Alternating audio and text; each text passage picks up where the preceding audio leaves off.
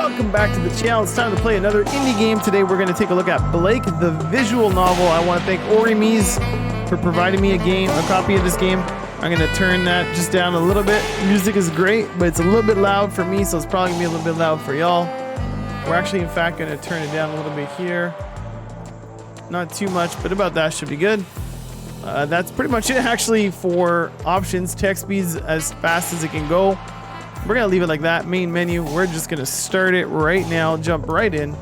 I'm excited for this. Blake, the visual novel, contains themes around mental health, violence, and destructive behaviors. The images, themes, and language used within this game may be disturbing or triggering to some players. Viewer discretion is advised, so that means y'all press the spacebar, left click, enter to continue. Before we do that, if you guys like indie games, I like to upload them quite frequently, so please make sure to like this video, subscribe to the channel, turn on that notification bell, and now let's jump right in. Open eyes, step forward. Open your eyes first, I would say. Blake felt the cold air on his face as he opened his eyes. Oh no. He stepped back from the ledge. Blake woke up. What a weird dream. It felt so real. I must have slept so heavy I didn't even hear my alarm go off. Blake was seldom tardy for work, or any other occasion for that matter. No time for his morning peanut butter on toast. He couldn't be late. He was still considered new at ICC, only days away from completing probation, and he had to make a good impression. Better get going. He's putting on his shoes. Life can often be unpredictable, and this was particularly true for Blake. Random happenstance had a way of following him like a stubborn pebble wedged into the sole of his shoes. No amount of picking would dislodge it, and it was accompanied by a certain amount of discomfort with every step. As he would never admit it, but sometimes he may even consistently trod on the stones of spontaneity. Blake.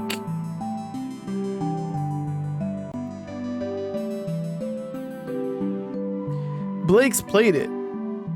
Max's eyes suddenly popped up from behind the top of the computer screen. Don't you think the Office co-op mode AI in Few Chores is totally Vin? Am I right? I'm right? Max leaned towards Blake's direction. With a hand walling her mouth and a forcible whisper, she exclaimed, "Back me up, Blake." Orlo spurted out an intentionally inelegant laugh, which in turn made Max giggle. Bah, Vin, what are you? Are you from another planet? What the does that Vin mean? You're just making up words. It means ridiculous, just like your laugh. Anyway, he doesn't give two hoots about Few Chores, you big nerd. You can talk. You're the only one here who owns a whole VR room. Last time you get to use it then. There they go again. Hey, Blake. Oh God, not her. Please, not her. He swiveled in his chair. Hey, Harry. Harry was a masterpiece, best admired from afar. She was one of those beautiful paintings that could speak 1,000 words without saying anything. Seriously though, she could try not saying anything sometimes. Did you have a good weekend? Her fingers spiraled in her hair as she tilted her head in curiosity. Didn't do much, just the usual. You? Why did he even ask? Oh my God, yes, I went on a road trip with my girlies to the forest. We ate marshies over the fire. They were delush. Delush? And I saw a unicorn. My friend said I wouldn't see one out there, but I finally did. If every sentence she spoke was written, Blake imagined they would always end in exclamation marks. I would believe that. Excuse me, what? I heard a noise in the middle of the night, unzipped my tent, and in the distance, I swear I saw a unicorn galloping through the trees. I must have startled it. Did she seriously think unicorns exist? It was probably a cow or a stag or something, just not a unicorn. Harry's skin flushed to a color similar to Max's hair. Oh yeah, you're right. Well, you should come along with us next time. We could have a barbecue at night and look for shooting stars. Putting up with her for a whole weekend would be a tough feat, but maybe it wouldn't be that bad. I'd love to, sure. It's not really my kind of thing. As long as you stop being a freak. Would you go camping with me? I'd love to. Sure. Sure. Okay, cool. Blake smiled softly and turned back to his work. A giggle sang from Harry as she headed back to her female colleagues with a small skip in her step, eager to tell them about the conversation. A slender figure hovered beside the desk. It was the junior techspert, Lee. ICC snapped him up before he could throw his graduation hat in the air.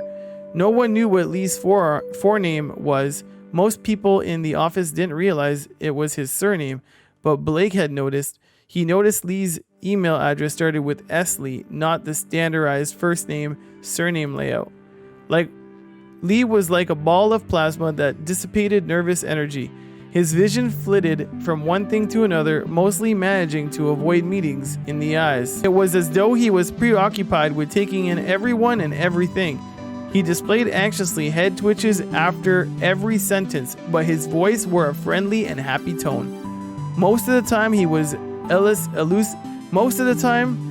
elusive and hardly ever spotted around the office, or maybe the word notice was more apt. Hey Blake.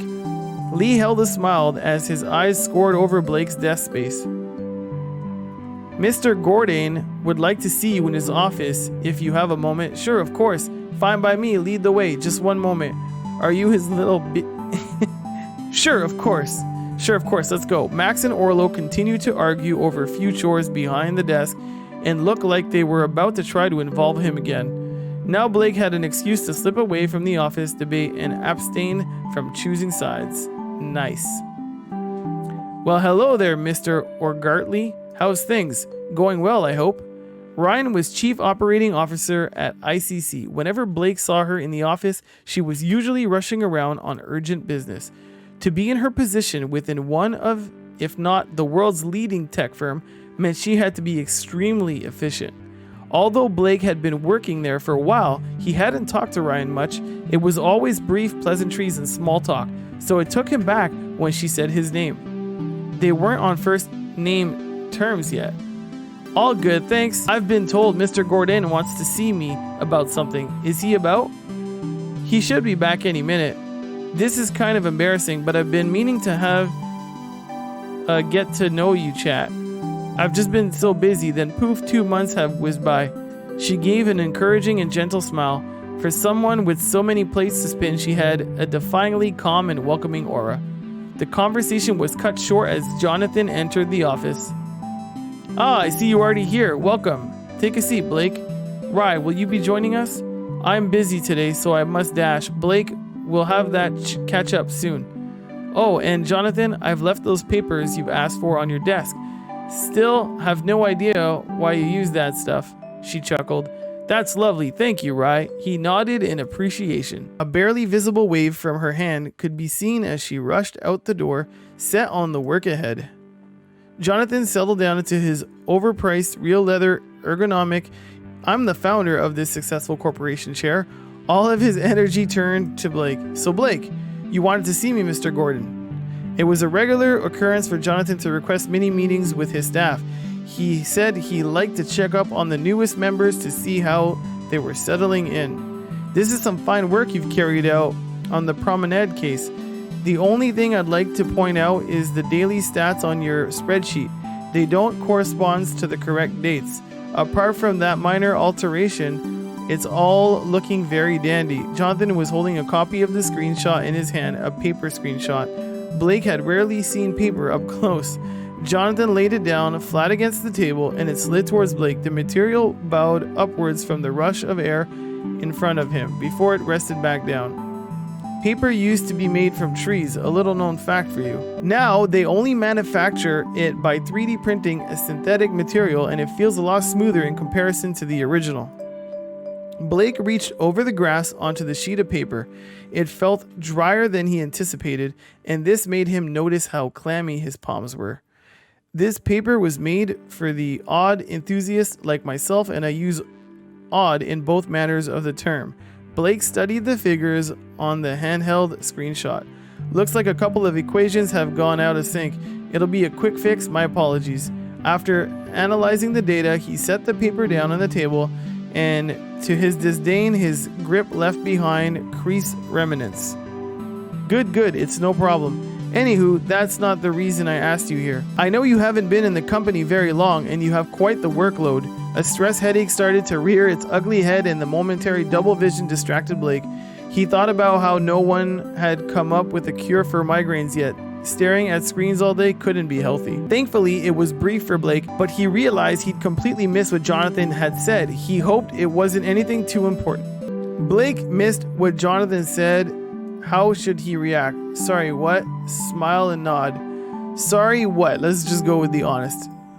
Sorry, what did you say? Jonathan nodded reassuringly and delivered a warm smile. You're doing well, Blake. I hope you realize that. I had an exceedingly crucial project coming up, so I needed someone I can count on. I'd like you to be part of it. It will allow you to show me what you can manifest. Oh, and the annual well-being test deadline is today. So if you haven't done it yet, make sure to get it sent off. It should be in your inbox. It's only a few questions long, so it shouldn't take much time to do. Max and Orlos were still deep in conversation. Did they ever do any work? Do you remember Eric, the droid guard who used to bounce the reception? Yeah, I do actually. What happened to him? I heard they keep him in a big bag in the room behind the front desk. Really? Yeah, he was sacked. Oh man, I feel for that one. I wonder what actually happened to him though. A notification popped up on Blake's screen. One new email. I should probably do the well-being test. We're gonna do this test, and that is actually where I'm going to call it. Let's read this stuff first though. Andy Rod, sign Harry's birthday card. It's Harry's birthday in less than 2 weeks. Please make sure to sign her e-card. To Harry, to Milton. Don't write a name. To Harry. Happy birthday. Happy birthday. Blake. There you go. Your message has been added to Harry's birthday card. Meeting invite. To discuss a new project I'm assigning to you both. I ask you to kindly not to mention anything about the project to any of your colleagues, Blake and Chris Mortar. Alright, accept. Next, well-being. This form is not anonymous. All information is secure and shared only with ICC Specialist Department for the use of monitoring all ICC staff's well-being. Support may be offered to tailor your needs at work. How are you feeling today? Good. I'm feeling good.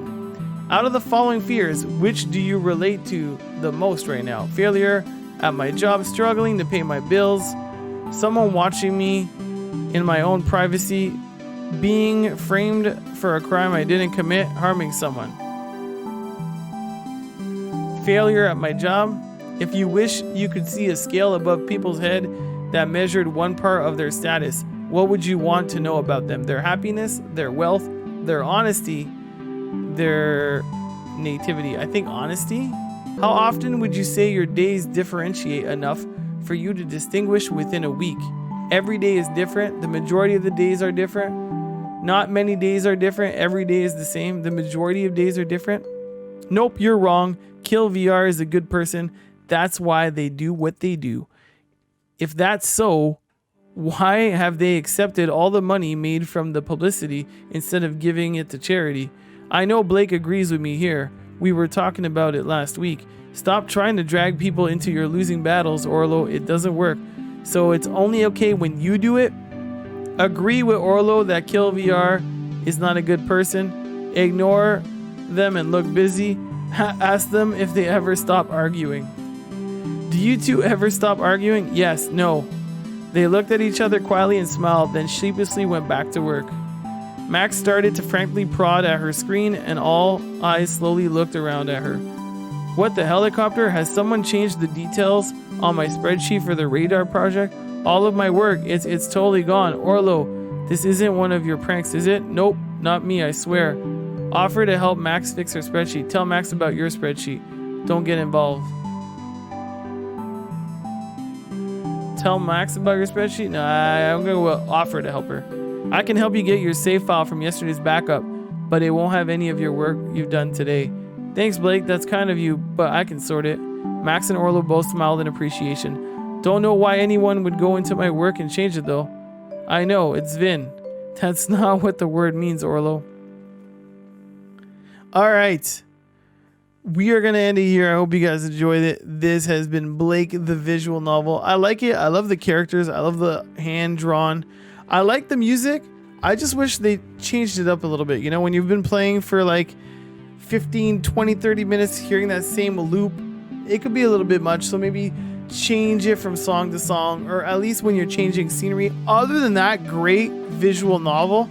I love visual novels, and I think this one it's a really good one. So I hope you guys enjoyed it as well. Once again, I will have everything about the developer and this game in the description down below. If you guys like this, please make sure to comment, let me know what you guys thought. And as always, don't forget to like, share, subscribe, turn on that notification bell, and I will catch all you amazing humans on the next one.